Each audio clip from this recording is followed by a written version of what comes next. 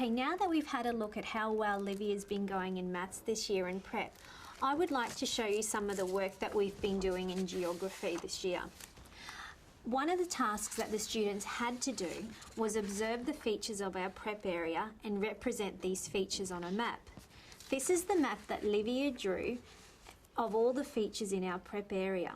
Livia, would you like to describe to Mum some of the features on your map and the location of these features? The preppy playground is in front of the trees, and the trees are in front of the big kids playground, and on the right of the big kids playground there is the footpath, and on the right of the footpath there's the big shed and the little shed, and that's the preppy building. Very good, well done, Livia. How do you think Livia's been going in prep? I'm actually really happy with how she's going. I think she's seems to be making a lot of friends, and she's really excited about all of her learning, and she's coming home and chatting a lot about her day. So, yeah, we're really pleased. Oh, that's really great to hear. As you can see, Livia has learnt a lot this year so far in prep. So I think what we might do now is we'll have a look and see how Livia actually went in the task. Can I just ask, my son's in grade 2, and I don't remember him being taught geography. No, this is the first year that geography has been taught in the school this year as a part of the national curriculum. Okay.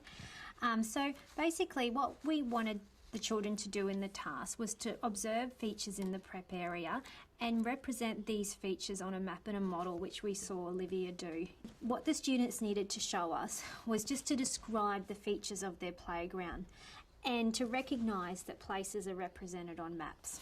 When we asked Livia to describe the features of familiar places and recognise that places can be represented on the maps, we saw that she was able to describe with detail by using words like big kids playground, the preppy building. She was able to describe with some detail of the features of familiar places. So because she didn't quite recognise and locate all the places on her map, she got in the working within area there. So she's making connections and working with her geographical knowledge and understanding. Okay, as you can see on the tool here. We then wanted Livia to communicate and show in her model the location of some of the features and to use words like left and right and everyday language like near, above, below, next to. Now in the curriculum, what we expect at prep is for her to describe some of the location of the features using everyday language, and she did show that. She did use words like below, in front, back and under, but she also took it that step further and she used words directional and locational language like left and right.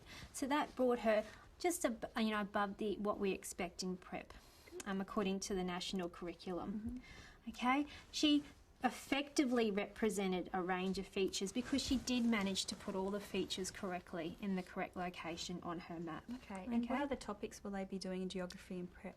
Yep, in semester 2 they'll be looking at how they can look after a special place. So this semester they looked at the features of their prep area and locating it on a map.